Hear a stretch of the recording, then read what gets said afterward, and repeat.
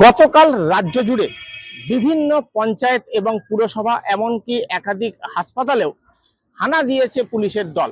উদ্দেশ্য ছিল birth certificate এবং ডেথ সার্টিফিকেট সংক্রান্ত তথ্য সংগ্রহ। কিন্তু হঠাৎ করে এই তথ্য সংগ্রহ কেন? আসলে গোটা রাজ্য জুড়ে ভুয়ো বার্থ সার্টিফিকেট ছেয়ে গিয়েছে, এমনটাই কিন্তু প্রশাসনিক সূত্রে খবর। আর এক্ষেত্রে প্রশাসনের নজরে মালদা মুর্শিদাবাদের মতো সীমান্তবর্তী জেলা, কারণ এই সব জেলাতে ভুয়ো বার্থ সার্টিফিকেটের সংখ্যা সবচাইতে বেশি, এমনটাই কিন্তু উঠে এসেছে প্রশাসনিক তথ্যে। এই জেলাগুলি সীমান্তবর্তী জেলা এবং এই জেলাগুলিতে গত কয়েক বছরে হু হু করে জনসংখ্যা বেড়েছে। হঠাৎ করে এত জনসংখ্যা বৃদ্ধির কারণ কি? বিশেষত গোটা দেশ বা রাজ্যের অন্যান্য জেলার তুলনায় মালদা মুর্শিদাবাদের ক্ষেত্রে দেখা যাচ্ছে যে গড় জনসংখ্যা বৃদ্ধি অনেকটাই বেশি। এই বৃদ্ধির কারণ খুঁজতে গিয়ে কিন্তু একটা গুরুত্বপূর্ণ তথ্য উঠে আসছে, তা হলো সীমান্তবর্তী এই জেলাগুলিতে বিভিন্ন বাইরে থেকে আসা লোকজন, এক কথায় অনুপ্রবেশকারীদের দেদার কিন্তু এখানে তারা ছেয়ে গিয়েছেন এবং তারা বিভিন্ন সরকারি নথি তৈরি করে ফেলেছেন। কিভাবে সরকারি নথি তৈরি হলো সেক্ষেত্রেও কিন্তু উঠে আসছে বিভিন্ন জেলা পরিষদ, বিভিন্ন পঞ্চায়েত, বিভিন্ন পুরসভা, এই সব এলাকাগুলি থেকে তারা সংগ্রহ করেছেন, এই সমস্ত সংস্থা থেকে তারা সংগ্রহ করেছেন বার্থ সার্টিফিকেট। আর এরপর এই বার্থ সার্টিফিকেট গুলিকে হাতিয়ার করে একের পর এক আধার কার্ড, ভোটার কার্ড সহ অন্যান্য নথি তৈরি হয়ে গিয়েছে এবং যারা এখন দিব্যি একাধিক ভারতীয় নথি নিয়ে ঘুরে বেড়াচ্ছেন এবং নিজেদেরকে ভারতীয় বলে জাহির করছেন, ভারতীয় বলে পরিচয় দিচ্ছেন।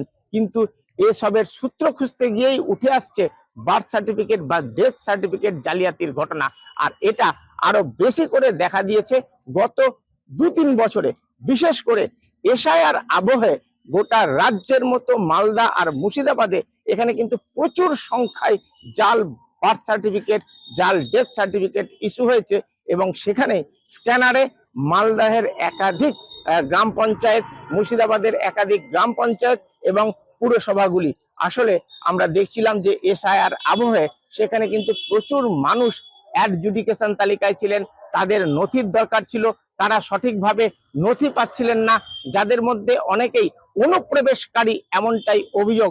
তারা কিন্তু এই সব পঞ্চায়েতগুলিতে, এই সব পুরসভাগুলিতে যোগাযোগ করেন, শরণাপন্ন হন। আর গত সরকার তারা কিন্তু এই সময় ঢালাও সার্টিফিকেট দেওয়ার ব্যবস্থা করেছিল।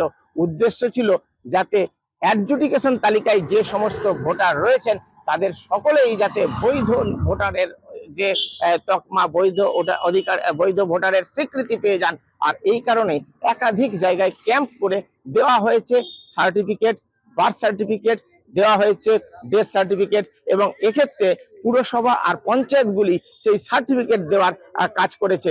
এই সার্টিফিকেটকে ইস্যু করেই আমরা দেখেছি গত বেশ কিছুদিন ধরে, বিশেষ করে ভোটের আগে এসআইআর যখন শুনানি প্রক্রিয়া চলছিল সেই সময় মালদাতেও একাধিক স্কুলে যেখানে ক্যাম্প করা হয়েছিল সেই সব জায়গায় যারা নথি নিয়ে গিয়েছিলেন তাদের প্রচুর মানুষ এমন ছিলেন যাদের বার্থ সার্টিফিকেট বা ডেথ সার্টিফিকেট তারা কিন্তু সদ্য পেয়েছিলেন এবং তারা সেই সব নথি নিয়ে হাজির হয়েছিলেন এবং যাদের অনেকের আবার নামও নাকি উঠেছে এই ভোটার তালিকায়। অর্থাৎ এই ভোটার তালিকায় যে ঝাড়াই বাছাই হয়েছে সেই তালিকায় সকলেই বৈধ কিনা এটা নিয়েও এখনো কিন্তু প্রশ্ন থেকে যাচ্ছে। এর পাশাপাশি প্রচুর মানুষ যারা আন্ডার অ্যাডজুডিকেশন তালিকায় ছিলেন তাদের নথিপত্র কতটা সঠিক, তারা কতটা বৈধ ভারতীয় নাকি অনুপ্রবেশকারী, এসবই কিন্তু চিহ্নিত হয়ে যাবে এই বার্থ সার্টিফিকেট, ডেথ সার্টিফিকেট এইগুলি যাচাই করলে। আমরা দেখছিলাম যে মালদা জেলা, সীমান্তবর্তী মালদা জেলা, এই জেলাতে কিন্তু প্রায় 32 লক্ষ ভোটার ছিল এসআইআর এর আগে। আর এসআইআর এর সময় প্রাথমিক ঝাড়াই বাছাই সেখানে কিন্তু 2 লক্ষেরও বেশি ভুয়ো ভোটার তারা কিন্তু বাদ পড়েছিলেন। এরপর যখন অ্যাডজুডিকেশন যে লিস্ট বের করা হয় সেখানেও মুর্শিদাবাদে যেমন ছিল প্রায় 11 লক্ষেরও বেশি অ্যাডজুডিকেশন, আর মালদা মতো জেলায় সেখানে কিন্তু 8 লক্ষেরও বেশি ভোটার ছিলেন যারা আন্ডার অ্যাডজুডিকেশন তালিকায় ছিলেন। সেই সব ভোটার তালিকায় যারা অ্যাডজুডিকেশন অবস্থায় ছিলেন তাদের তথ্য যাচাই করতে গিয়ে আরো 2 লক্ষ ভোটার বাদ পড়ে। সব মিলিয়ে যেখানে এসআইআর এর আগে মালদা জেলায় 32 লক্ষ ভোটার ছিল, এখন কিন্তু ভোটার সংখ্যা কমে দাঁড়িয়েছে মালদা জেলার ক্ষেত্রে 27 লক্ষ। যারা বাদ গিয়েছেন তাদের বড় অংশ অনুপ্রবেশকারী এমনটাই মনে করা হচ্ছে। নতুন সরকার ক্ষমতায় আসার পর তারা কিন্তু সীমান্ত সুরক্ষার উপরে বাড়তি গুরুত্ব আরোপ করেছে। যারা অনুপ্রবেশকারী তাদেরকে যেমন চিহ্নিত করে তাদের ভোটার তালিকা থেকে বাদ দেওয়ার পর তাদের যেমন দেশান্তর অর্থাৎ তাদের পুশব্যাক বা তাদের বাংলাদেশে ফেরতের একটা ব্যবস্থা করা হয়েছে। মালদায় 3টি ক্যাম্প করে যারা বাংলাদেশিরা ধরা পড়ছেন তাদেরকে রাখা হচ্ছে, এরপর তাদেরকে বাংলাদেশে ফেরত পাঠানোর ব্যবস্থা করা হচ্ছে, কারণ তারা অনুপ্রবেশকারী। এর সঙ্গে সঙ্গেই মালদা সীমান্ত, সেই সীমান্তে কিন্তু নিরাপত্তাটাকে আরো আঁটোসাঁটো করার চেষ্টা হচ্ছে। মালদা সীমান্তে আমরা দেখেছি সব মিলিয়ে 173 কিলোমিটার মালদা ভারত বাংলাদেশ সীমান্ত, এর মধ্যে প্রায় 33 কিলোমিটার এলাকা রয়েছে, সেখানে কিন্তু কাঁটা তার নেই। এই কাঁটা তারের জন্য প্রায় 240 একর জমি অধিগ্রহণের কাজ শুরু হয়েছে। এই জমি অধিগ্রহণের কাজ কিন্তু প্রায় শেষ পর্বে, এবং এই জমি অধিগ্রহণ হয়ে গেলে কাঁটাতারের একটা ব্যবস্থা করা হবে, নিশ্চিত হবে নিরাপত্তা।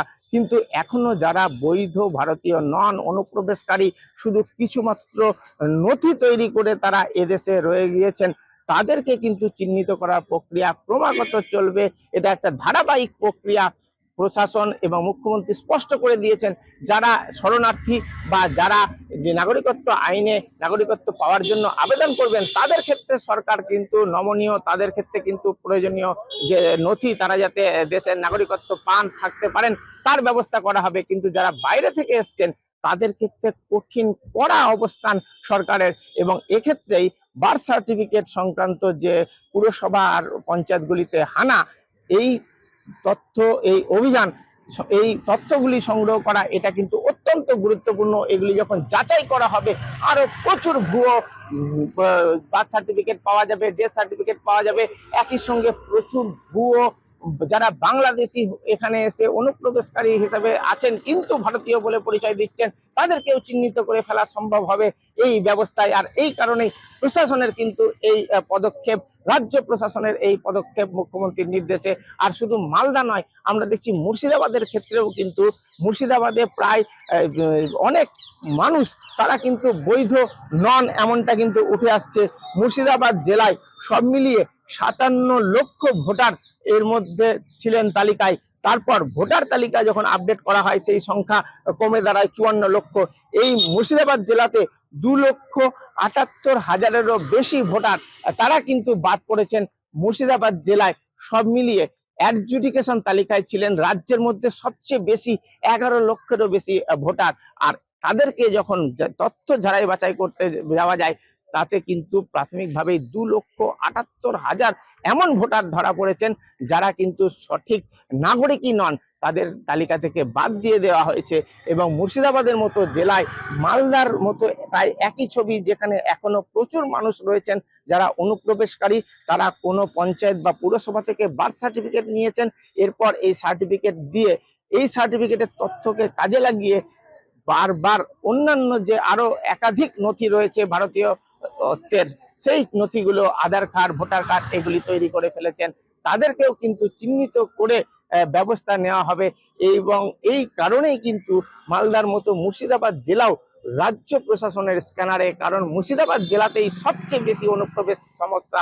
আর মুর্শিদাবাদ জেলায় বেশিরভাগ এলাকায় কিন্তু কাঁটাতার নেই। প্রায় 172 কিলোমিটার মুর্শিদাবাদ সীমান্ত, এর মধ্যে মাত্র 36 কিলোমিটার এমন রয়েছে যেখানে কাঁটাতার রয়েছে। এই জেলায় 110 কিলোমিটার এলাকা যেখানে দুই দেশের মধ্যে নদী অর্থাৎ রিভার বাউন্ডারি রয়েছে।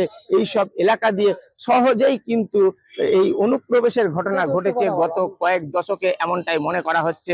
আর এই কারণেই মুর্শিদাবাদ জেলা কিন্তু বাড়তি গুরুত্ব পাচ্ছে।